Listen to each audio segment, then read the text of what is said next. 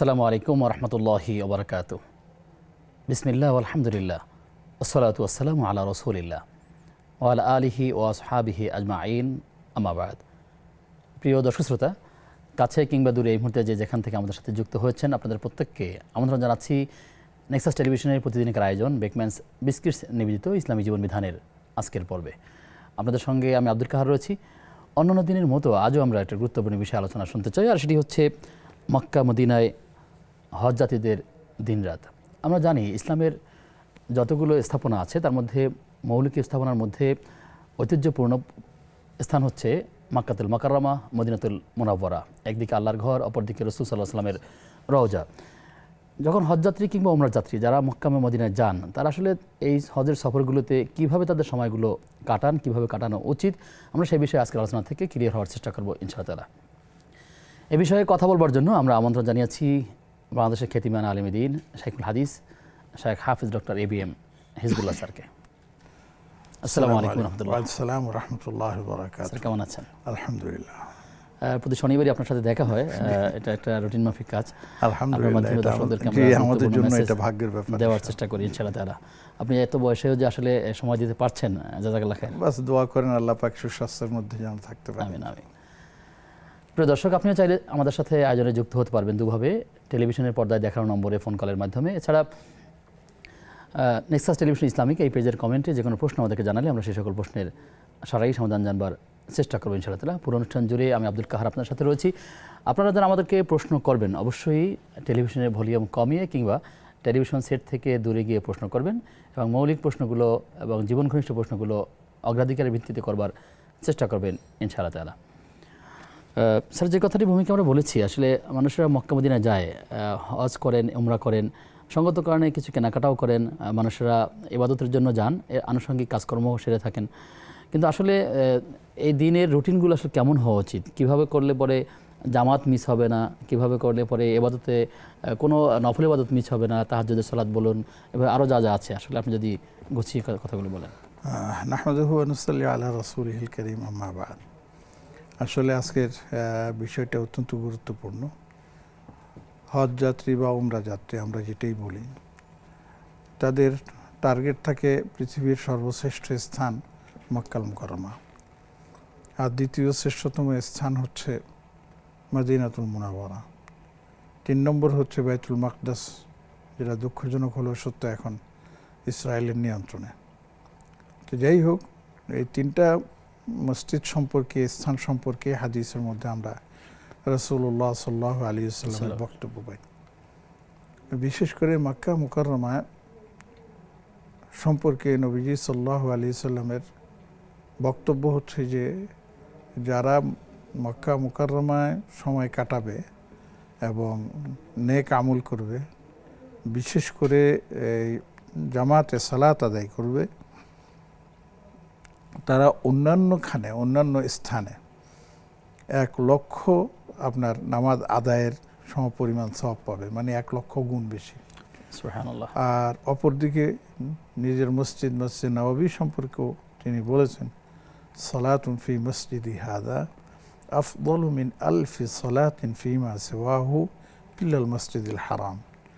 আমার এই মসজিদে যদি কেউ সালাত আদায় করে, তাহলে সে অন্যান্য জায়গায়, মানে মদিনার বাহিরে বা অন্যান্য মসজিদে সালাত আদায়ের 1000 গুণ বেশি সওয়াব পাবে।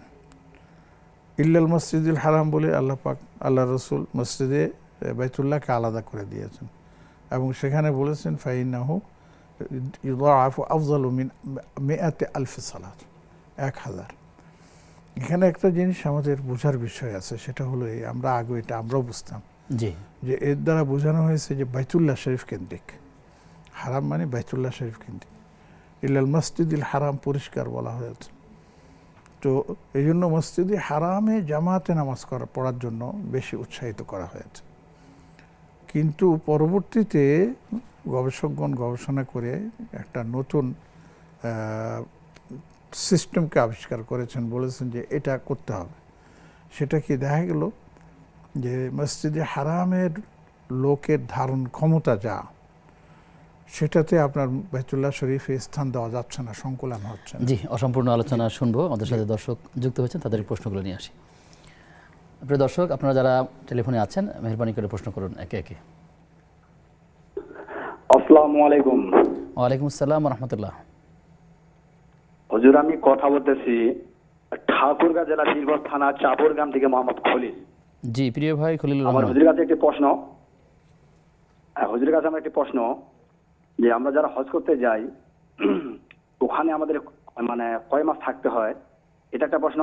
পাশাপাশি সেখানে একটা ওই আবু জমজম পানি একটা পাওয়া যায়, সেই পানিটা আমরা বাংলাদেশে আনে, আমরা ওটা খাইতে পারবো কিনা একটু জানতে চাচ্ছিলাম আর কি। এই দুটো আমার প্রশ্ন ছিল। আর আপনারা সবাই ভালো থাকবেন, সুস্থ থাকবেন। আসসালামু আলাইকুম। ওয়ালাইকুম আসসালাম রহমতুল্লাহ। আমাদের সাথে আর কে আছেন? আসসালামু আলাইকুম হুজুর। ওয়ালাইকুম আসসালাম রহমতুল্লাহ। হ্যাঁ হুজুর, মহিলাদের ইহতেকাফ করা খুবই কি জরুরি, এক নম্বর। আর দুই নম্বর হলো যে শাশুড়ি খুবই অসুস্থ, আর সে হলো ইহতেকাফে 10 দিনের জন্য বসে, সংসারের অনেক এলোমেলো হয়ে যায়। এটা কি ওনার জন্য ঠিক না বেঠিক, এটা একটু বলবে। আর দুই নম্বর হলো যে সন্তানদেরকে মা তার 6 ভরি করে স্বর্ণ ভাগ করে দিয়ে দিতে, সেই স্বর্ণের কি যাকাত দিতে হবে? জি, আপনার প্রশ্ন পেয়েছি, আপনিও থাকুন আমাদের সাথে। আমাদের সাথে ইতিমধ্যে আরও একজন দর্শক যুক্ত আছেন। দর্শক কে আছেন? জি, আসসালামু আলাইকুম ওয়া রাহমাতুল্লাহি ওয়া বারাকাতুহু। ওয়ালাইকুম আসসালাম রহমতুল্লাহ। নীলা বলছিলাম পাবনা থেকে। জীবন। আমার দুইটা কোশ্চেন। ফার্স্ট কোশ্চেন হচ্ছে, ফজরের নামাজের পরে, ফরজ নামাজের পরে যে নিষিদ্ধ সময়টা থাকে, সেই সময় যে আমরা জিকির করতেছি ইশরাক পড়ার জন্য, জিকির করার পরে ওই নিষিদ্ধ সময়ে কি কোরআন তেলাওয়াত করা যাবে? করে তারপরে মানে জায়নামাজ থেকে উঠে কোরআন তেলাওয়াত করে আবার জায়নামাজে বসে ইশরাক পড়লাম, মানে জায়নামাজ থেকে ওঠার নিয়মটা আছে নাকি নাই, এটা বলবেন। জি। আর সেকেন্ড কোশ্চেন হচ্ছে, আরাফার রোজাটা আরাফার দিনে সেই দিন থাকলে হবে নাকি আর 2-3টা থাকতে হবে? জাস্ট শুধু আরাফার রোজাটা করলে কি হবে, এই বিষয়ে একটু বলবেন। জি, বুঝতে পেরেছি। আমাদের সাথে ইতিমধ্যে আরও একজন দর্শক যুক্ত আছেন। দর্শক কে আছেন? আসসালামু আলাইকুম ওয়া রাহমাতুল্লাহ। ওয়ালাইকুম আসসালাম রহমতুল্লাহ। আব্দুল জাফর বলছিলাম, ভালো আছেন স্যার? জি আলহামদুলিল্লাহ। প্রিয় জব্বার ভাই, ধন্যবাদ আপনাকে। আবু কাহার সিদ্দিকী, ধন্যবাদ। আমার প্রিয় একজন মানুষ নিয়ে আসলেন, ডক্টর এ.বি.এম. হেজবুল্লাহ। অবশ্যই আমরা মুখস্থ করছি প্রাণীর লোক দেখে। জি। প্রশ্ন করব। প্রশ্ন হচ্ছে, আমি প্রথম প্রশ্ন হুজুরের কাছে করতে চাই। আমাদের পাশে একজন লোক আছে, উনি এক জায়গায় মুড়ি দেশে জায়গার নাম বলার দরকার নাই, এই নামাজ বেশি একটা পড়ে না, কিন্তু উনি প্রতি রাতে শোয়ার আগে 500 বার দরুদ পড়েন। আর নামাজ পড়ে যে না তা না, পড়ে না। এই যে নামাজ কম পড়ার কারণে প্রতি রাতে কত কষ্ট 500 বার দরুদ পড়া, সেক্ষেত্রে সে তার ফজিলত পাচ্ছে কিনা স্যার জানাবেন। 500 বার দরুদ শরীফ পড়ছেন? জি। না, নামাজ কম পড়ে কিন্তু দরুদ পড়ে প্রতি রাতে শোবার আগে 500 বার। অনেক দিন ধরে উনি আমল করে, কিন্তু নামাজ, ফরজ নামাজ ঠিক মতো পড়ে না। বুঝতে পেরেছি। জি জি। আর দুটি প্রশ্ন আছে স্যার, নিবেন? জি। আর একটা প্রশ্ন হচ্ছে, নারীরা ইসলামিক অনুষ্ঠানে টিভি পর্দায় আসে, বিভিন্ন জায়গায় আসে ইসলামী অনুষ্ঠানে, তাই কিন্তু শাড়িতে ভালোই ভদ্রভাবে আবৃত থাকে, কিন্তু মুখ বের করা থাকে। এই মুখ ঢাকার বের করার পক্ষে দলিল কতটুকু আছে এই হুজুর বলবেন। আর থার্ড কোশ্চেন হইল, আমার মুখস্থ ছিল মনে নাই যে হজের ক্ষেত্রে ফরজ কি, ওয়াজিব কি, সুন্নত কি, তাদের মুখ থেকে শুনে আমি লিখবো। আসসালামু আলাইকুম ওয়া রাহমাতুল্লাহ। ওয়ালাইকুম আসসালাম রহমতুল্লাহ বরকাতুহু। আমরা একে একে প্রায় 4 জনের প্রশ্ন নিয়েছি, আমরা এই প্রশ্নগুলো জানবো। স্যার, আপনি যে কথা শুরু করেছিলেন আসলে যদি সেটা। সেটা হচ্ছে যে এই যে বাইতুল্লাহ শরীফের কথা বললাম, আমি দেখেছি আজ থেকে সেই 81-82 সনে, তখন আল্লাহ পাক মক্কা মুকাররমা যাওয়ার তৌফিক দিয়েছিলেন। বর্তমান সময়ের মক্কা মুকাররমার যে চিত্র আমরা দেখি, আপনি কল্পনাও করতে পারবেন না তখন এর 10 ভাগের 1 ভাগ ছিল। আমি একটা হিসাব করে বলছি। এবং বাইতুল্লাহ শরীফের আশেপাশে এখন তো হচ্ছে সব টাইলস। জি। এবং সেখানে হাঁটলে আপনার বলছিলেন যে আসলে জায়গা এত মানে সংকীর্ণ ছিল, সংকীর্ণ ছিল যে সেখানে তখন মানুষ বেশি ছিল না, এই জন্য কুলায় যেত। কিন্তু এখন দিন দিন এত মানুষ বেড়েছে যে মসজিদে বাইতুল্লাহ শরীফকে এত বাড়ানো হয়েছে, এত বিশেষ বিস্তৃত করেছে, তারপরেও মানুষের জায়গা দিতে পারে না। তো এখন গিয়ে তখন ওলামা একরাম বললেন যে এই যে বাইতুল্লাহ শরীফে নামাজ পড়লে 1 লক্ষ রাকাত বা 1 লক্ষ গুণ বেশি সওয়াব পাওয়া যাবে, এটা কি শুধু বাইতুল্লাহর সাথে নির্ধারিত না পুরো মক্কা মুকাররমার সাথে নির্ধারিত? মক্কা মুকাররমা, হ্যাঁ হ্যাঁ, মানে হারামে মক্কা যেটাকে বলে। পরে ওলামা একরাম এই ব্যাপারে একমত হয়েছেন যে মক্কার হারাম বলতে যেটা বোঝানো হয়, উত্তর দক্ষিণ পূর্ব পশ্চিম হারামের একটা এরিয়া আছে, এর ভিতরে যতগুলো মসজিদ আছে যে কোনো মসজিদে যদি আপনি সালাত আদায় করেন তাহলে আপনি 1 লক্ষ গুণ বেশি সওয়াব পাবেন। তো এইটুকু করে সুবিধা হলো এই যে অনেক সময় দেখা যায় বৃদ্ধ মানুষ, অনেক সময় দেখা যায় মহিলারা তারা মসজিদ যেতে পারছেন না ইত্যাদি, তারা ঘরে পড়তেছেন, বা বৃদ্ধ মানুষ মসজিদ দূরে হওয়ার কারণে বাইতুল্লাহ যেতে পারতেছেন না, তিনি তার এলাকার মসজিদে নামাজ আদায় করতেছেন, তাহলে তিনি কিন্তু এই সব পেয়ে যাচ্ছেন। সুবহানাল্লাহ। এটি তো আপনি বলেছেন। আমরা যেটা দেখেছি যেটা অনেক ক্ষেত্রে যে সালাতের সময় বাকি আছে এখনো এবং সামনে বেশ জায়গা ফাঁকা আছে, কিন্তু লোকেরা হোটেল থেকে বের হয়ে সে হোটেলের সামনের রাস্তায় অথবা আইল্যান্ডের মাঝখানে, অর্থাৎ যেখানে 2 রাস্তার মাঝখানে ডিভাইডার থাকে তার পাশে জানাজ বিছিয়ে বসে আছেন, কিন্তু এখনও সালাতের বাকি 10 থেকে 15 মিনিট, লোকেরা সামনে যাচ্ছে না, এখানে দিন বসে থাকছেন। আসলে এটা কি আসলে? এটা আসলে অনুচিত, জি, এতটুকু বলতে পারো অনুচিত। কিন্তু কেউ যদি নামাজ পড়েন নামাজ হয়ে যাবে, কেননা বাইতুল্লাহ শরীফের গণ্ডি বলতে যেটা বোঝানো হয় এটা কতটুকু এটা কিন্তু নির্ধারিত না, অনির্ধারিত। এদিকে মনে করেন মেসফালা, তারপর ওদিকে মনে করেন আজিয়াদ, তারপরে এদিকে আছে আপনার এর নাম কি এই যে নবী সাল্লাল্লাহু আলাইহি ওয়াসাল্লামের জন্মস্থান যেদিকে আছে মা আবদার দিকে আছে, এগুলো এখন এত বিস্তৃত হয়ে গেছে, সবগুলি কি দিন বলে আপনার বাইতুল্লাহ কাতারের সাথে অ্যাডজাস্টেড। নারী পুরুষ একত্রে নারী পুরুষ একসাথে ব্যাপারেও বড় আজীব কথা আছে। চেষ্টা করতে হবে মহিলাদের জন্য আলাদা ব্যবস্থা, তারা আলাদা দাঁড়াবে, পুরুষরা আলাদা দাঁড়াবে। কিন্তু দুঃখভাগ্যের জন্য সত্য আমাদের আবেগ এত বেশি যে আমরা গিয়ে স্বামী স্ত্রী ভাই বোন একসাথে দাঁড়ায় যাচ্ছি, এবং এটার মাসালার ব্যাপারে মারাত্মক মাসালা আছে। নারীরা নারীদের জায়গায় যাবে, পুরুষদের জায়গায় যাবে, এটাই হচ্ছে নিয়ম। কিন্তু এখন দেখাচ্ছে যে কাছাকাছি একই ফ্যামিলি দাঁড়িয়ে যাচ্ছে। এখন মহিলা না, বরঞ্চ আপনার পিছনে যাওয়ার জন্য যে বলতেছে যে আপনি পুরুষদের পিছনের লাইনে আপনি দাঁড়ান, কাতারে দাঁড়ান, কোনো অসুবিধা তো নেই। শুধুমাত্র আমি দেখেছি যে মাতাফ বাইতুল্লাহ শরীফের পাশে তওয়াফের যে জায়গাটা আছে, নামাজের সময় হলে এখানে তাদের লোক দেওয়া আছে যারা মহিলাদেরকে মানে আলাদাভাবে চলে যাওয়ার ব্যবস্থা আছে, এটা করতে হবে।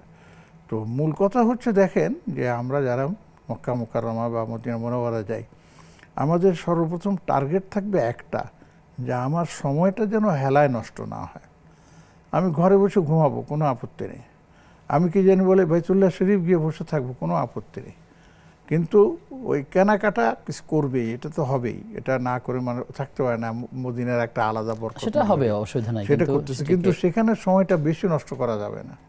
সেখানে গিয়ে আপনি সময়টা কাজে লাগাবার জন্য চেষ্টা করতে হয় যে ওই সাইডটা কম করে, যতটুকু না করলেই নয় ততটুকু করে আপনার কি জানি বলে জায়গায় চলে আসবো, এবং মসজিদে যাওয়ার জন্য আগে থেকেই প্রস্তুতি নিয়ে যেন আযানের আগে মসজিদে আমি ঢুকে যেতে পারি সেই চেষ্টা করতে হবে।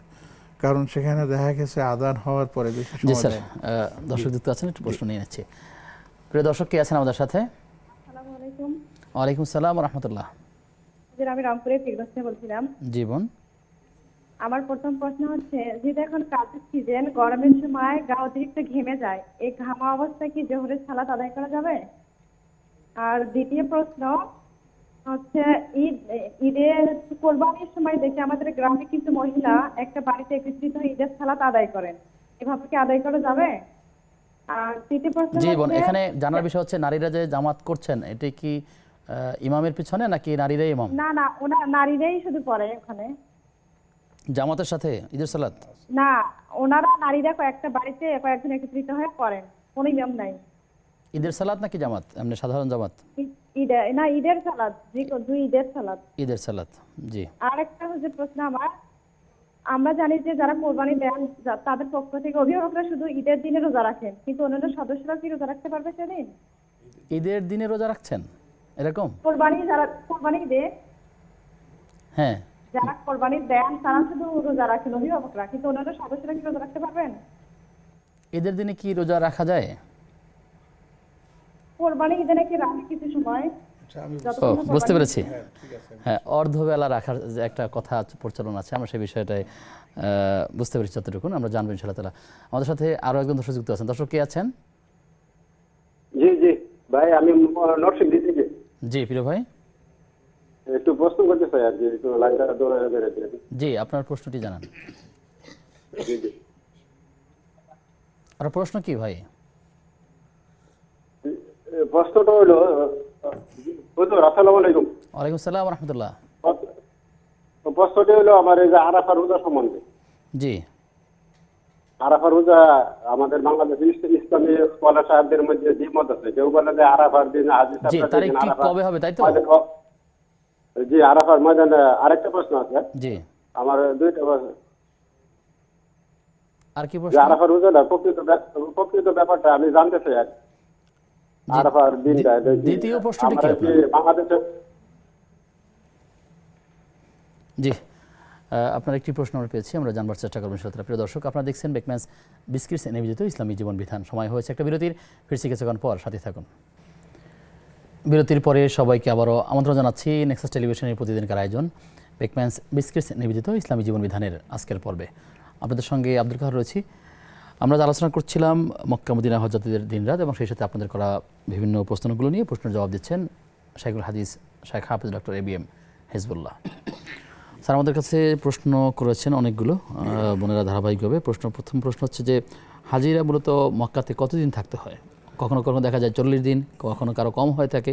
এটি কিভাবে নির্ধারণ হয়ে থাকে? নির্ধারিত কোনো সময় নেই।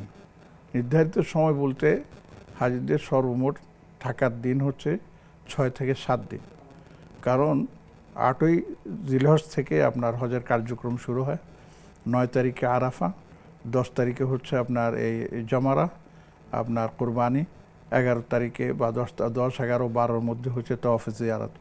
তাহলে শুরু হচ্ছে 8, 9, 10, 11, 12 আর 5 দিন আর না বললে 13। 13। এটাই হচ্ছে মূল আপনার হজের কার্যক্রমের সময়। তো এখন আমরা যারা বিদেশ থেকে যাই, যেহেতু তাদের একটা কন্ডিশন থাকে, প্লেনে আপ ডাউনের ইয়ে থাকে, সেখানে থাকার একটা ব্যবস্থা থাকে, তারপর আবার আমরা সেখান থেকে মদিনা মুনাওয়ারাও যাই। মদিনা মুনাওয়ারায় যাওয়াটা এটা কিন্তু হজের অংশ না, সুযোগ থাকলে যাওয়া উচিত। যাতায়াতের একটা সময় লাগে। তো এই সব মিলে কেউ আপনার 8-10 দিনও থাকতে পারে, কেউ 15 দিনও থাকতে পারে। আর নিয়ম অনুযায়ী যদি যেতে হয় এবং আসতে হয় তাহলে সেখানে প্রায় 40 দিনের মতো থাকা লাগে। তো এখানে মূল কথা হচ্ছে হজের যে কয়টা দিন জরুরি সেই কয়দিন থেকে আপনার থাকতে হবে, সেটা সর্বোচ্চ 6 থেকে 7 দিনের বেশি না, যদি আসা যাওয়ার সুযোগ থাকে আর কি। আর মদিনাকে যদি এর সাথে যোগ করেন 8 দিনের, তাহলে 15 দিন 15-20 দিনের সময় লাগে আর কি।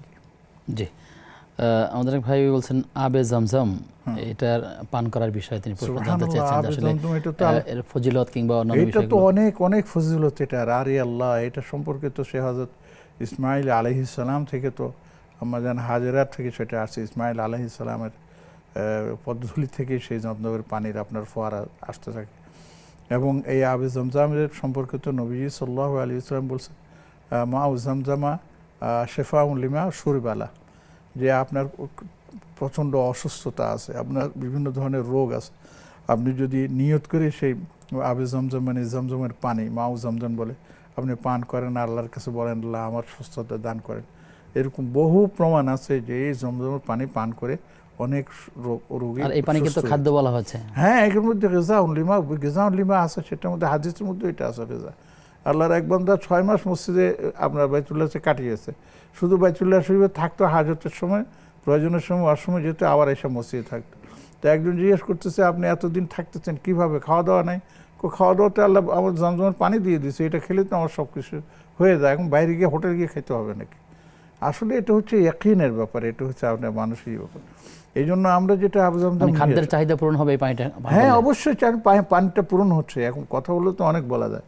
জার্মানির সম্ভবত নাকি জাপানে 2টা এই পানি নিয়ে গবেষণা করছে এবং তারা একসাথে এই পানিকে কয়েক বছর রেখেছে এবং পাশাপাশি সমুদ্রের পানি, কলের পানি, অনেক পানি রেখেছে। সবগুলোতে আপনার কি যেন বলে কীড়া দেখা গেছে, কিন্তু জমজমের পানিতে একটু কিছু হয় না। আল্লাহু আকবার, আল্লাহ, সেটাই আমরা নিয়ে আসি এবং আমরা খুব ভক্তি সহকারে খাই এবং আপনার শেফার জন্য হলেও সেটা খাওয়া যেতে পারে। জি, প্রিয় দর্শক কে আছেন আমাদের সাথে? হ্যালো, আসসালামু আলাইকুম। ওয়ালাইকুম আসসালাম ওয়া রাহমাতুল্লাহ। জি হুজুর, আমার 3টা প্রশ্ন আছে। জি, এক হলো কিছুদিন আগে আমার আম্মা মারা গেছে। তো এরকম কি কোনো ইবাদত আছে যে যেটা করলে ওই দুনিয়া তার সাথে দেখা হওয়ার সম্ভাবনা আছে? আর দ্বিতীয় প্রশ্নটা হলো আমার এখন 25 বছর চলে। তো আমি আগে পরে যে ভুলগুলো করছি সেটার কারণে আমি অনুতপ্ত। তো এখন আমি একটু একটু করে দেখা যাচ্ছে আল্লাহর পথে যাচ্ছি বা আল্লাহর ইবাদত করতেছি। তো প্রত্যেক মুহূর্তেই কেন জানি মনে হইতেছে যে আল্লাহ আমার ইবাদত কবুল করতেছে, আমার কি আল্লাহ কবুল করে নিতেছে, আমার থেকে সঠিক হইতেছে, এই প্রশ্নটা প্রায় মনে জাগে। আর 3 নম্বর প্রশ্ন হলো আমি আরবিতে কোরআন পড়তে পারি না। তো আমি বাংলাতে মাঝে মধ্যে কোরআন পড়ি, বাট বাংলাতে অনেক উচ্চারণ ভুল হয়। এতে কি পাপ হবে বা এতে আমার করণীয় কি? জি ঠিক আছে, আপনার মায়ের জন্য দোয়া করি, আল্লাহ তাআলা তার ভালো কাজের জন্য তাকে মাফ করে দেন। আর আপনি আল্লাহ তাআলার কাছে দোয়া করতে থাকুন। আমাদের সাথে দর্শক যুক্ত আছেন দুজন, আমরা একে একে প্রশ্নগুলো নিচ্ছি। দর্শক কে আছেন? আসসালামু আলাইকুম। ওয়ালাইকুম আসসালাম ওয়া রাহমাতুল্লাহ। হুজুর, আমার দুটি প্রশ্ন ছিল। জীবন প্রথম প্রশ্ন হইল যে হুজুর, আমি যে আরবিতে কোরআন শরীফ পড়ি, আমার ওই যে হাফিজি কোরআন শরীফ, ওখানে তো হুজুর বাংলা লেখা নেই। কিন্তু অনেকেই বলে যে আরবি পড়লে বাংলা যদি তুমি তার উদাহরণ যদি না জানো সেইটা কি, তাহলে এটা জানতে হয়। না জানলে তুই তো বুঝতে পারবা না যে আরবি বাংলা এটা কি লেখছে। হুজুর, আমার প্রশ্ন হলো যে আমি তো শুধু আরবি পড়ি, বাংলা তো আমি তার জানি না যেটা অর্থ কি। এখন কি আমার এই কোরআন শরীফ যে পড়ি, আমার কি কোরআন শরীফ পড়া কি নাকি আমার কি হবে না আমার? জি, আর কোনো প্রশ্ন আছে আপনার? এখন আরেকটা প্রশ্ন হুজুর, আমার স্বামী একটা ছোটখাটো একটা ব্যবসা করে, কিন্তু আমার স্বামী সবসময় হুজুর অসৎ পথে চলার চেষ্টা করে। আমার স্বামী চায় না যে কখনো কারো 1 টাকা কামায় রাখাক বা কখনো অসৎ পথে চলুক। কিন্তু হুজুর, আমার মনে মনে শুধু একটাই ভয় লাগে, যেহেতু যে আমিও তো নামাজ কালাম পড়ি, আমার স্বামীও পড়ে, আলহামদুলিল্লাহ দুজনেই ভালো। কিন্তু হুজুর মনে মনে আমার আল্লাহর ভয় সবসময় থাকে যে আমার স্বামী যে ছোটখাটো একটা ব্যবসা করে, তার ভিতরে যে হুজুর যে সিগারেটটা যে হুজুর নাপাক জিনিস যে বিক্রি করে, এটা ইসলাম কি বলে, এটা কি ভালো না খারাপ? কিন্তু তার জন্য কি আমরা কোনো গুনাহগার হচ্ছি নাকি? জি, বুঝতে পেরেছি। আমাদের সাথে আরো একজন দর্শক যুক্ত আছেন। দর্শক কে আছেন? হুজুর, আসসালামু আলাইকুম। ওয়ালাইকুম আসসালাম ওয়া রাহমাতুল্লাহ। হুজুর, আমি গাজীপুর থেকে ফাতেমা আপা বলছি। জি বোন। হুজুর, আমার 2টা প্রশ্ন ছিল। হুজুর, প্রশ্নটা হচ্ছে যে কালকে শুক্রবার গেছে আমার হাজবেন্ড ওই মসজিদে গেছে নামাজ পড়তে। তো ওইখানে বলা হয়েছে যে আপনার কোরবানি মানে হালত করে বলে কোরবানি দেওয়া যাবে, ঋণ করে কোরবানি দেওয়া যাবে বলে। তো এখন আমার হাজবেন্ড সে বলতেছে আমি ঋণ করে কোরবানি দিব। মানে ঋণটা এইভাবে সে বুঝায় বলছে যে ঋণ করে ধরেন 10-20 হাজার টাকা নিল, পরবর্তীতে সে 2 মাস 1 মাস পরে দিয়ে দিল, এইভাবে বলে তাকে বলছে। তাই এখন এটা মানে কতটুকু মানে হাদিসে আছে, কিভাবে কি করা যাবে, এটা বিষয়টা জানতে চাইছিলাম। আর একটা বিষয়, কারণ আমরা যে বাড়িতে থাকি এখানে বাড়িওয়ালা টাইমে পানি ছাড়ে, বুঝছেন। তো এখন আমরা স্বামী স্ত্রী আপনারা এক হয়েছি, কত সময় গোসল করতে দেরি হয়ে যায়, এবং কি আপনার আমাদের তো মাসে একটা মানে শরীর খারাপ হয়। তো ওই সময় আমি কি ওই তসবিহ মানে পড়ি, সুবহানাল্লাহ, আলহামদুলিল্লাহ, তারপরে ইস্তেগফার করি, এগুলো কি ওই নাবাক অবস্থায় কি পড়তে পারবো? গুনাহ হবে নাকি আমার? আচ্ছা ঠিক আছে বোন, আপনি থাকুন আমাদের সাথে। আমরা অনেকগুলো প্রশ্ন পেয়েছি, এগুলো ধারাবাহিকভাবে জানবার চেষ্টা করছি, আশা করছি আপনি তো পেয়ে যাবেন ইনশাআল্লাহ তাআলা। স্যার, আমাদেরকে প্রথমে যে প্রশ্ন করেছিলেন আমাদের বোন যে মহিলাদের জন্য এতেকাফ জরুরি কিনা, তিনি তার শাশুড়ির প্রসঙ্গে বলেছেন তিনি অসুস্থ, কিন্তু তিনি এতেকাফে বসলে আসলে আমাদের কাজের অনেক ব্যাঘাত ঘটে, তার জন্য অনেক প্রস্তুতি নিতে হয়। আসলে তিনি কি করবেন এই মুহূর্তে? এতেকাফ হচ্ছে সুন্নাত এবং সেটা পুরুষদের জন্য বেশি প্রযোজ্য। মহিলারা যদি বসতে চান বসার অনুমতি আছে, কিন্তু বাধ্যতামূলক না। এই জন্য পরিবেশ পরিস্থিতিকে সামনে রেখে যদি সেরকম হয় তাহলে বুঝতে পারবে, আর যদি দেখা যায় পরিবেশ পরিস্থিতি অনুকূলে নয় তাহলে না বসাই। আর এতেকাফে বসলে তো আসলে স্বাভাবিকভাবে তো তার ব্যস্ততা কমে যাওয়ার কথা না, ব্যস্ততাও তার কমে যাওয়ার কথা, কিন্তু ওনার খেদমতের জন্য যাওয়ার অন্যরা যে অতিরিক্ত সময় লাগে বা সেই জন্যই এই সমস্যাটা হয়ে থাকে আর কি। তো এইগুলি সব কিছু সামনে রেখে আপনার কি থেকে বসার সিস্টেমকে মানে মেনে নেওয়া, আর যারা খেদমতে আছেন তারা যদি মানে সওয়াবের নিয়তে আর তারা যদি একটু কষ্ট করে করতে পারেন অবশ্যই তো তারা তারাও সওয়াবের এটা ভাগীদার সওয়াব হবেন পেয়ে যাবেন ইনশাআল্লাহ। ইনশাআল্লাহ তাআলা। আমাদেরকে প্রশ্ন করেছেন যে একজন মা তার সন্তানদেরকে স্বর্ণ ভাগ করে দিয়েছেন, 6 ভরি করে তারা স্বর্ণ পেয়েছেন, অর্থাৎ টোটাল মানে স্বর্ণটাকে তারা ভাগ করে দিয়েছেন বোনদের মাঝে, মেয়েদের মাঝে। এখন তিনি যে সম্পত্তি যেই স্বর্ণটা পেয়েছেন এটা জাকাত দিতে হবে কিনা? যদি তিনি সাহেবে নিসাব হয়ে থাকেন, আর যেহেতু 6 ভরি কম না, উনি সাহেবে নিসাব হয়ে গেছেন, কাজে উনি যদি হন তাহলে অবশ্যই তাকে এই প্রাপ্ত স্বর্ণের আপনার দিতে হবে, জাকাত। মানে এখন আর মায়ের সম্পদ নাই, এখন না, এটার তো মায়ের তার যিনি সম্পদ পেয়েছেন নাই, স্ত্রী পেয়েছেন, যারা পেয়েছেন তারা সাহেবে নিসাব হয়ে গেছেন এবং সেই অনুযায়ী তাদেরকে স্বর্ণের জাকাত দিতে হবে। আল্লাহ তাআলা ঠিকভাবে হিসাব করে জাকাত দেওয়ার তৌফিক দান করুন। আমাদের বোন নীলা তিনি প্রশ্ন করেছেন যে ফজরের পরে যে নিষিদ্ধ সময়টি থাকে সেই সময় কোরআন তেলাওয়াত করা যায় কিনা, অথবা জায়নামাজ থেকে উঠে যদি কোনো প্রয়োজনীয় কাজ সারেন তাহলে কিনা আসলে তিনি সওয়াব পাবেন কিনা ইশরাকের? যে আসলে ওই একটা কথা আছে যে নামাজ পড়ে মুসল্লায় বসে থাকে এবং এসে ওইটা কথারই উনি ইঙ্গিত করেছেন। আসলে এটা মসজিদের জন্য আপনার প্রযোজ্য, আর আমরা ঘরে যারা নামাজ পড়েন মহিলারা, আমাদের মা বোনেরা, তাদের জন্য ঘরটাই হচ্ছে আপনার মূল কথা। তিনি যেই রুমে নামাজ পড়তেছেন, মুসল্লায় বসে আছেন, একবারে একাধারে জরুরি না, সেখান থেকে এটাই হলো মূল কথা আর কি। ওনার প্রয়োজনে তিনি উঠে হয়তো এক গ্লাস পানি খেলেন, অথবা আপনার ওই চেয়ারে বসে, আগে ছিলেন নিচে বসে এখন চেয়ারে বসছেন বা ইয়ে করছেন, এটা করা যাবে। প্রশ্ন করেছেন, তিনি বলেছেন যে আমি সালাতের পরে একাডেমিক পড়াশোনা করি, এরপর যখন টাইম হচ্ছে তারপর না, এটাও ইবাদতের মধ্যে অন্তর্ভুক্ত হয়ে যাবে ইনশাআল্লাহ। ইনশাআল্লাহ তাআলা শুধুমাত্র নড়াচড়া যাবে না, বিষয়টা এরকম না, প্রয়োজনীয় কাজগুলো তারা করতে পারবেন ইনশাআল্লাহ তাআলা। এরপরে প্রশ্ন করেছেন যে আমাদের আব্দুল জব্বার ভাই, তিনি বলেছেন যে তার পাশে দেখা একজন মানুষ যিনি 5 ওয়াক্ত ফরজ সালাত কম পড়েন, কিন্তু তিনি বেশি করে নবীর দুরূদ পড়েন এবং রাতের বেলা দুরূদের আমল করেন। কোনো দরবারে আসলে এরকম একটি প্রচলন আছে, কেউ বলেছেন জীবনে 1 ওয়াক্ত নামাজ পড়লেই হয়, নামাজ পড়ার মতন নামাজ পড়তে পারলে প্রতিদিন পড়া লাগে না, এরকম কিছু যুক্তি আছে। আপনি যদি এসবগুলো এই সমস্ত যুক্তি হচ্ছে, এই যুক্তির কোনো দাম নেই, মূল্যহীন যুক্তি। আমি নামাজ আল্লাহ পাক আমাকে ফরজ করেছেন, নবীজি আমাদের উপর সেটা ফরজের বিধান দিয়েছেন, অতএব আপনাকে দৈনিক 5 ওয়াক্ত নামাজ পড়তেই হবে।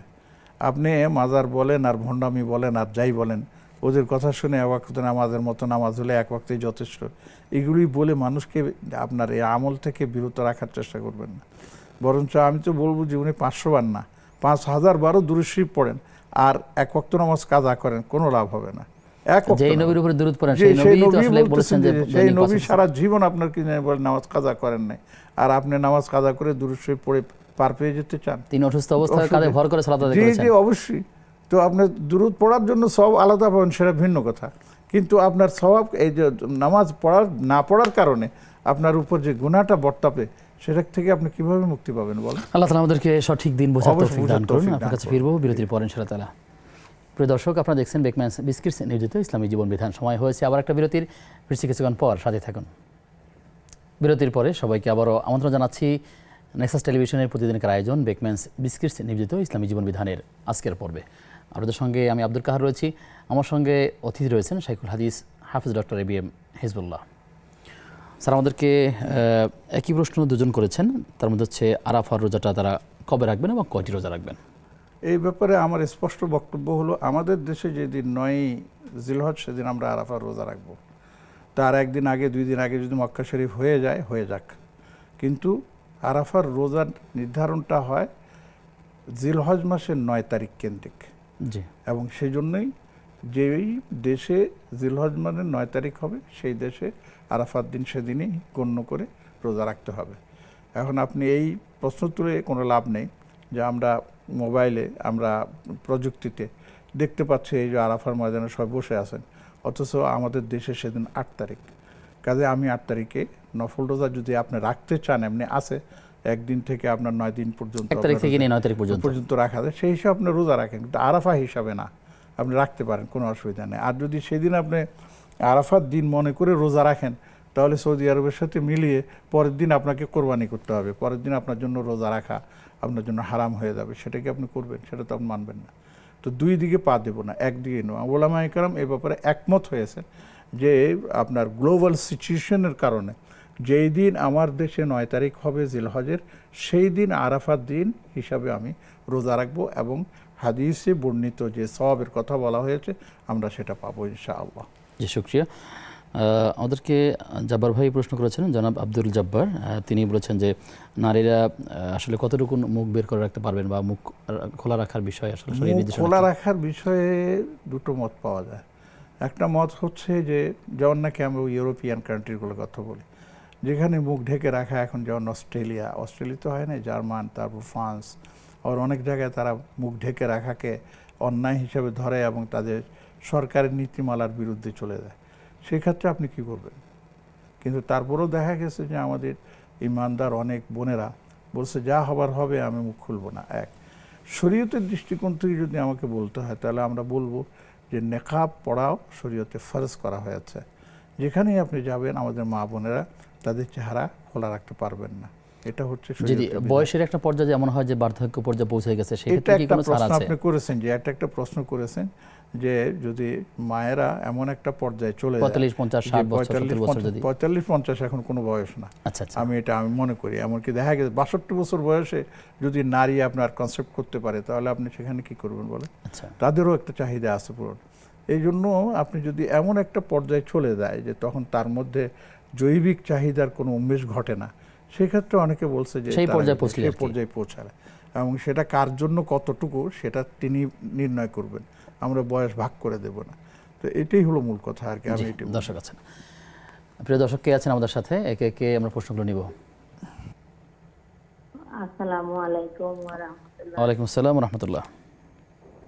জি, আমার তিনটা প্রশ্ন।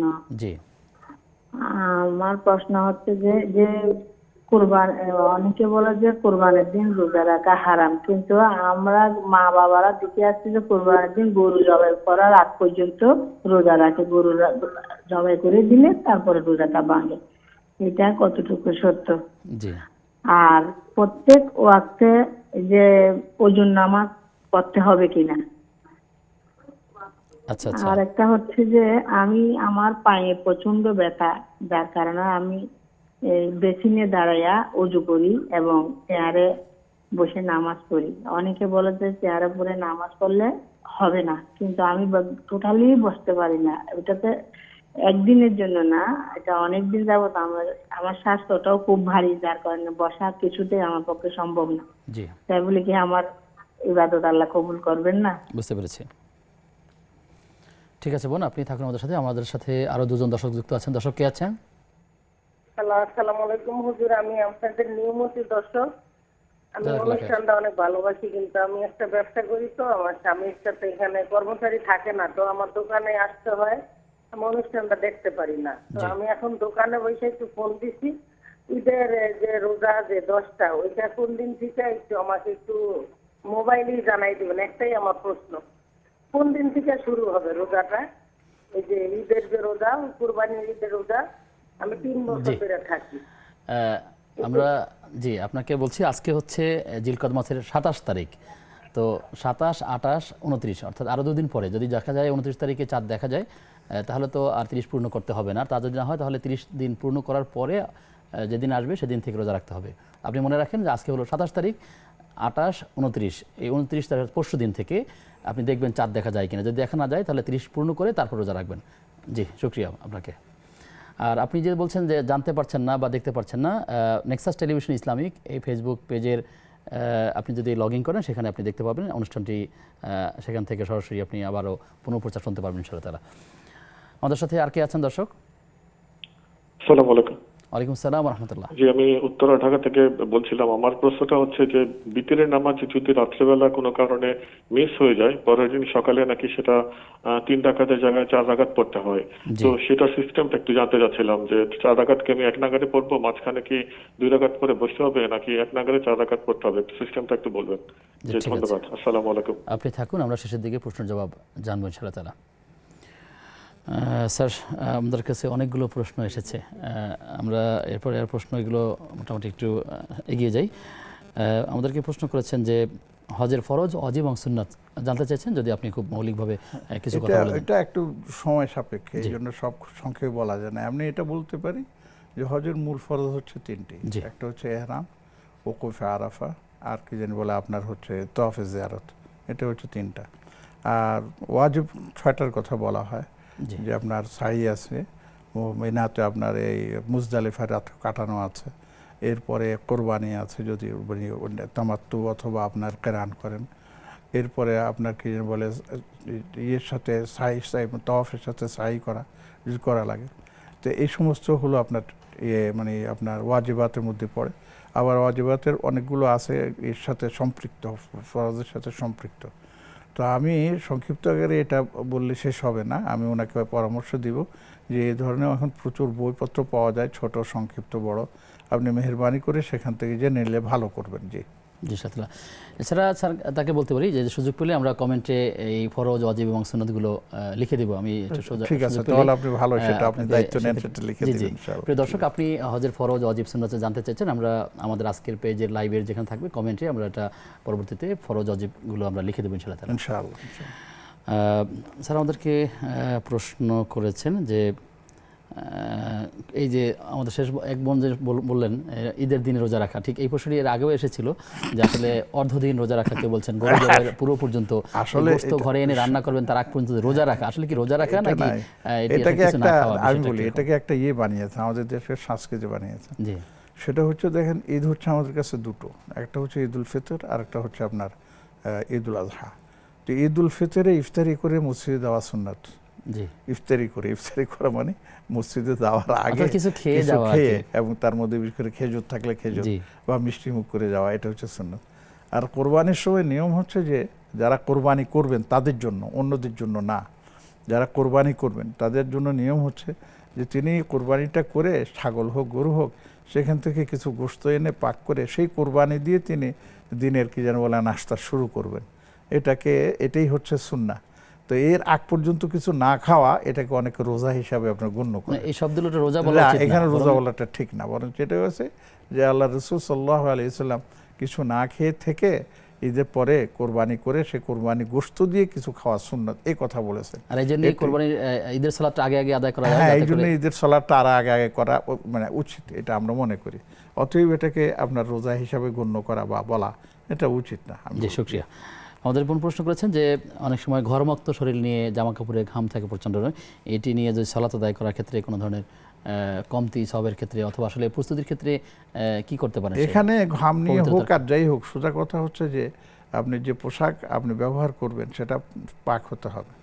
শরীর পাক, পোশাক পাক, কাপড় পাক, যেটা আমরা বলি সেটা হলে এখন আপনি ঘরমুক্ত নাকি আপনার শুকনো আসলে কিংবা কোনো পরিশ্রমের কাজ করলে এটা যেটাই হোক থাকতে পারে, অসুবিধা কিছু নেই, সেজন্য তো অপবিত্র হয়ে যায় না, অপবিত্র হয়ে যায় না, এবং সেই পোশাক দিয়ে নামাজ পড়লে নামাজ আদায় হয়ে যাবে ইনশাআল্লাহ। তবে কোনো পুরুষের জন্য যদি সুযোগ থাকে মসজিদে যাবেন, তিনি তো ভালো পোশাক পরে যাবেন যাতে করে অপরের ভাইয়ের কষ্ট না হয়। যদি বাসায়, হ্যাঁ, সেটা তো হচ্ছে বাসায় থেকে যদি যায় তাহলে, কিন্তু অফিসে আছেন, দোকানে আছেন, সেখানে এক্সট্রা কোনো তার আলাদা ড্রেস নাই, তখন সেখানে কি করবে?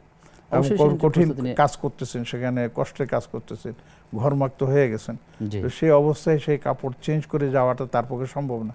তো আমরা বলবো যা আছে তাই নিয়ে আপনি যান, শর্ত হচ্ছে যদি সেটা পবিত্র হয় তাহলে আপনার নামাজ হয়ে যাবে ইনশাআল্লাহ, আপনার সওয়াব প্রাপ্ত হবে। বেশ কিছু প্রশ্ন আছে, জানবো বিরতির পর ইনশাআল্লাহ তাআলা। প্রিয় দর্শক, আপনারা দেখছেন বেকম্যানস বিস্কিটস নিবেদিত ইসলামী জীবন বিধান। সময় হয়েছে আবার সর্বশেষ বিরতির, ফিরছি কিছুক্ষণ পর, সাথে থাকুন। বিরতির পরে সবাইকে আবারও আমন্ত্রণ জানাচ্ছি নেক্সাস টেলিভিশনের প্রতিদিনকার আয়োজন বেকম্যানস বিস্কিটস নিবেদিত ইসলামী জীবন বিধানের আজকের পর্বে। আপনাদের সঙ্গে আব্দুল কাহার রয়েছি, আমার সঙ্গে অতিথি রয়েছেন শায়েখ হাফেজ ডক্টর ABM হিজবুল্লাহ। স্যার, আমাদেরকে এক বোন প্রশ্ন করেছেন যে পরকালীন জীবনে তার মায়ের সাথে মেয়ের দেখা হবে কিনা? আলহামদুলিল্লাহ হবে, কেন হবে না? তার মাও ইমানের সাথে দুনিয়া থেকে গেছেন, তিনি ইমানের সাথে দুনিয়া থেকে গেলে মায়ের সাথে দেখা হবে। শুধু মা কেন, আত্মীয় স্বজন সবার সাথে দেখা হবে। কোরআনে কারিমে সূরা তুরের মধ্যে আল্লাহ পাক বলেছেন, ওয়াল্লাযীনা আমানু ওয়াত্তাবা'তুহুম যুররিয়্যাতুহুম বিঈমান আলহাকনা বিহিম যুররিয়্যাতাহুম। যারা দুনিয়াতে ছেলে মেয়ে সন্তান সন্ততি পরপর সবাই ঈমানদার ছিল এবং ঈমানের সাথে দুনিয়া থেকে তারা বিদায় নিয়েছেন, আল্লাহ পাক সবাইকে আখিরাতে একসাথে থাকার ব্যবস্থা করে দেবেন ইনশাআল্লাহ। তার একটি প্রশ্ন ছিল যে তিনি অনেক দিন পর্যন্ত ইসলামকে প্র্যাকটিস করেননি, দীর্ঘ 25 বছর। এরপর তিনি তার ভুল বুঝতে পেরেছেন, এখন তিনি তওবা করে নিয়মিত ইবাদতগুলো করে যাচ্ছেন। তার প্রশ্ন হচ্ছে যে আসলে আমি যে এই দীর্ঘ সময় আল্লাহর পথে ছিলাম না, আমার আসলে আমি অনুতপ্ত হওয়ার পরে আমার ভুলগুলো ক্ষমা হবে কিনা, আসলে এ ব্যাপারে কোনো আশা? আমি ওনাকে সুসংবাদ দিতে চাই, ওনার মানে কণ্ঠস্বর এখন আমাদের কানে বাজতেছে যে উনি এমন অনুতপ্ত হয়েছেন যে এখন চোখের পানি উনি ধরে রাখতে পারছেন না। এবং আপনি মনে রাখবেন, এটা হচ্ছে আপনার আমল কবুল হওয়ার একটা আলামত। আপনি এইভাবেই নিজের মনকে আল্লাহর সাথে সুপর্দ করে দেন এবং ইবাদত জারি রাখেন, এবং যে মানে ভুলগুলো হয়ে গেছে তার জন্য আল্লাহর কাছে অনুতপ্ত এবং আল্লাহর কাছে ক্ষমা প্রার্থনা, অবশ্যই আল্লাহ পাক ইনশাআল্লাহ ক্ষমা করে দেবেন। আত-তাইবু মিনাজ যামবি কামান লা যামবা লাহ, আল্লাহর হাদিসের মধ্যে আসছে যে ব্যক্তি অন্যায় থেকে ফিরে আসে, তওবা করে, সে এমন হয়ে যায় যেন তার কোনো গুনাহই হয় নাই। সুবহানাল্লাহ। আর নিরাশ তো হওয়া যাবে না, না, নিরাশ তো হওয়াই যাবে না। লা তাকনাতু মির রাহমাতিল্লাহ, কোরআনে কারীমের মধ্যেই আছে যে আল্লাহর রহমত থেকে তোমরা কখনো নিরাশ হও না। ইন্নাল্লাহ ইয়াগফিরুয যুনুবা জামিআ, আল্লাহ তোমাদের সকল গুনাহ মাফ করে দিবেন।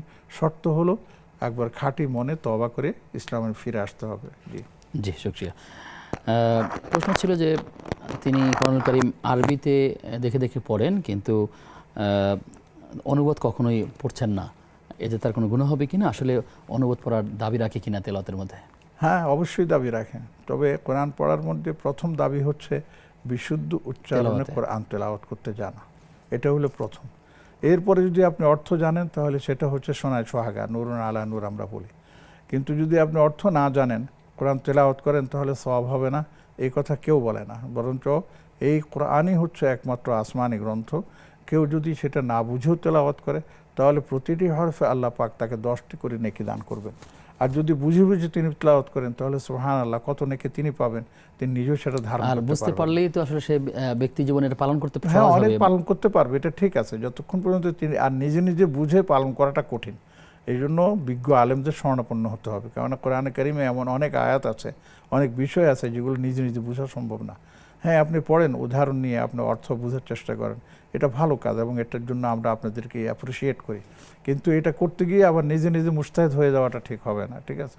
এবং প্রথম কথা হলো, আমার এখানে বোধ আরেকজনে এই প্রশ্ন করেছেন যে আমি বলছি যে আমরা বাংলা দেখে দেখে পড়ি, আরবি হই না। আমি পরামর্শ দেব আমার দর্শকবৃন্দকে, দুনিয়ার সব কাজ আমরা করতে পারি, শুধু এই আরবিটা পড়ার জন্য আমরা কিছু করতে পারি না। দৈনিক 1 ঘন্টা করে বা 2 ঘন্টা করে আপনি যারা আরবি জানে তাদের সান্নিধ্যে বসেন, তাদের কাছে গিয়ে বলেন যে বোন আমাকে এটা শিখিয়ে দাও। আরবির মাত্র 29টা হরফ যদি আপনি জানেন, 29টার মধ্যে 16-17টা আমরা বাংলাতেই জানি। যেমন বা আছে, র আছে, মিম আছে, লাম আছে, এগুলো আমরা বাংলাতেও জানি। আর যেগুলো আছে সেগুলো একটু প্র্যাকটিস করলে, শিখে নিলে আমরা যুক্তাক্ষর তারপর এগুলো বানান আমরা নিজেরাই আমরা শিখতে পারবো।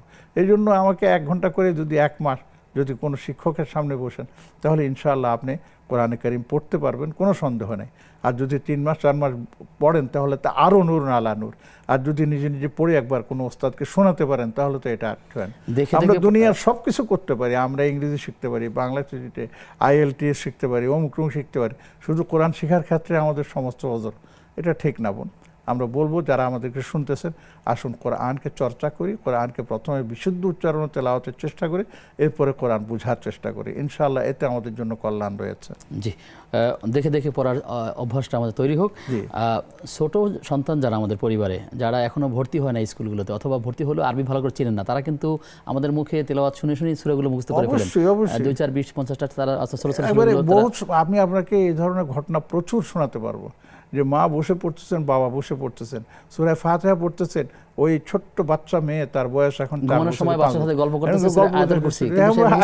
পড়ে ফেলতেছে, সে নিজের মুখস্থ পড়ে ফেলতেছে, অথচ কিচ্ছু সে জানেও না। মায়ের কাছে শুনেছে, বাবার কাছে শুনেছে, ভাইয়ের কাছে শুনেছে, পড়ে ফেলতেছে। এই জন্য আমি তো বলবো যে ঘরের মধ্যে যখন তেলাওয়াত করা হয়, মায়েরা বাচ্চাদেরকে পাশে বসিয়ে, ওরা খেলবে, দুলবে, আসবে, বসবে, সব কিছু করবে, একটু আওয়াজ দিয়ে পড়া যেন তাদের কানে সেটা ঢুকে।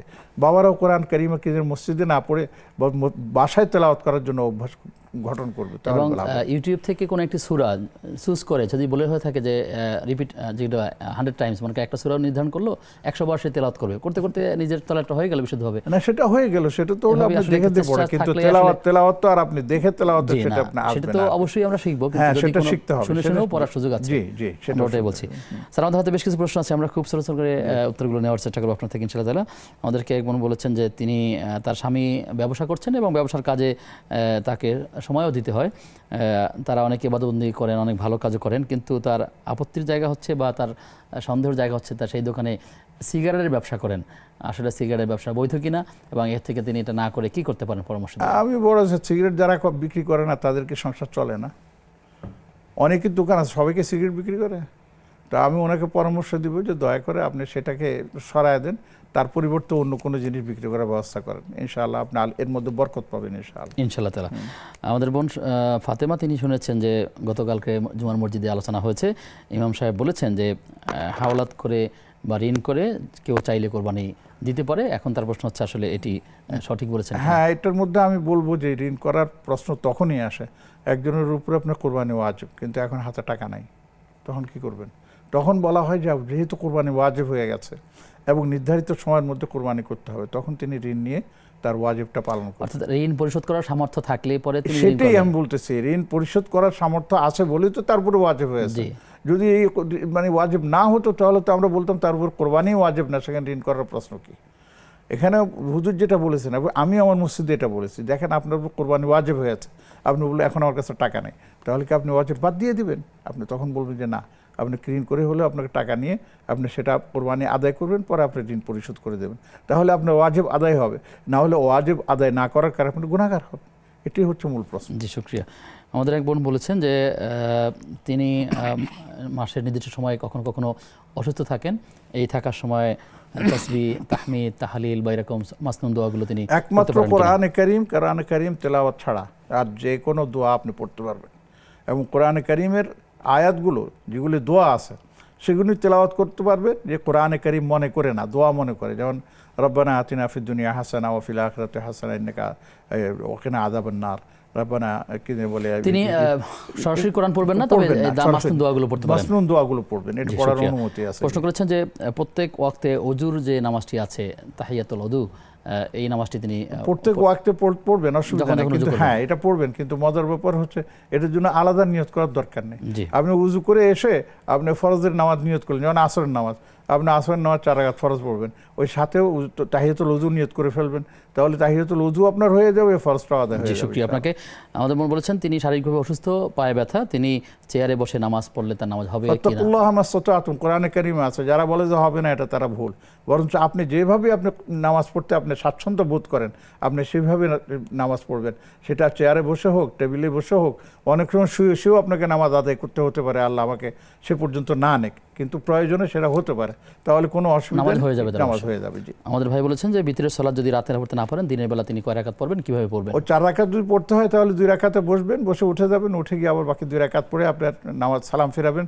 সেখানে আপনার কুনুতের জায়গা নেই, যে কুনুতের জায়গা হচ্ছে 3য় রাকাতে, যেহেতু 4 রাকাত পড়বেন সেখানে কুনুত পড়া লাগবে। জি, শুকরিয়া। অনলাইনে প্রশ্ন আছে, আমাদের ভাই প্রশ্ন করেছেন যে ইশরাকের সালাত এবং সালাতুদ দুহা এই নামাজের মধ্যে পার্থক্য কি, কিভাবে পড়তে হয়, কয় রাকাত? ইশরাকের সালাত হচ্ছে আপনার ফজরের পরপর, আর ইশরাকের সালাতুদ দুহা হচ্ছে 2 ঘন্টা থেকে 2.5 ঘন্টা পর, মানে জোহর আগ পর্যন্ত। এটা হচ্ছে 2 ওয়াক্তের 2টা নামাজকে আপনার বলা ইশরাক এবং দোহা। কেউ কেউ অবশ্য বলছেন ইশরাক আর দোহা দুটোটা একই নামাজ, আপনি সকালে পড়লেও একই, দুপুরের আগে পড়লেও এক, কোনো অসুবিধা নেই। জি, প্রশ্ন রয়েছে যে যারা কোরবানি দেয় না তারা কি চাঁদ উঠলে নখ, চুল, দাড়ি এগুলো কি কাটতে পারবে, বা এগুলো কাটার ব্যাপারে আসলে এটা শুধু যাদের উপর কোরবানি ওয়াজিব হয়েছে তাদের জন্য চুল, নখ, দাড়ি তো কাটা হারাম, দাড়ি কাটা যাবে না। কি জানি বলে আপনার এর নাম কি, মাথার চুল অথবা নখ কাটা, এগুলো থেকে বিরত থাকবে। কোরবানি করার পরে তারা এগুলি কাটবে, আর যারা কোরবানি করবেন না তাদের জন্য এই বাধ্যবাধকতা নেই। সর্বশেষ প্রশ্ন খুব ছোট্ট করে, যে কোরআনে পর্দার আয়াত আসলে রয়েছে কিনা? আছে। ইয়া আইয়ুহান নাবিয়্যুল্লাযীনা আমানু কুল লিআজওয়াজিকা ওয়া বানাতিকা ওয়া নিসাইল মুমিনিন ইউদনিনা আলাইহিন্না মিন জালাবিবিহিন্না। হে রাসূল, আপনি আপনাদের ইয়েদেরকে বলেন যে তারা যেন চেহারা ঢাকে, জিলবাব তারা ব্যবহার করে। জি, অল্প সময়ে অনেকগুলো প্রশ্নের উত্তর আপনার মাধ্যমে জেনেছি। বারাকাল্লাহু ফিকুম। প্রিয় দর্শক, এতক্ষণ আপনারা দেখছিলেন বেকনাস বিস্কিটস নিবেদিত ইসলামী জীবন বিধানের আজকের পর্ব। আল্লাহ তাআলার কাছে দোয়া করি আমরা যা শুনেছি ব্যক্তি জীবনে যেন আমল করতে হবে, আল্লাহ আমাদের সেই তৌফিক দান করুন। আজ এ পর্যন্তই। আগামী অনুষ্ঠান দেখবার আমন্ত্রণ জানিয়ে আজকের মধ্যে বিদায় নিচ্ছি। আল্লাহ তাআলা আমাদের সবাইকে ভালো রাখুন, সুস্থ রাখুন। আসসালামু আলাইকুম ওয়া রাহমাতুল্লাহি ওয়া বারাকাতুহু।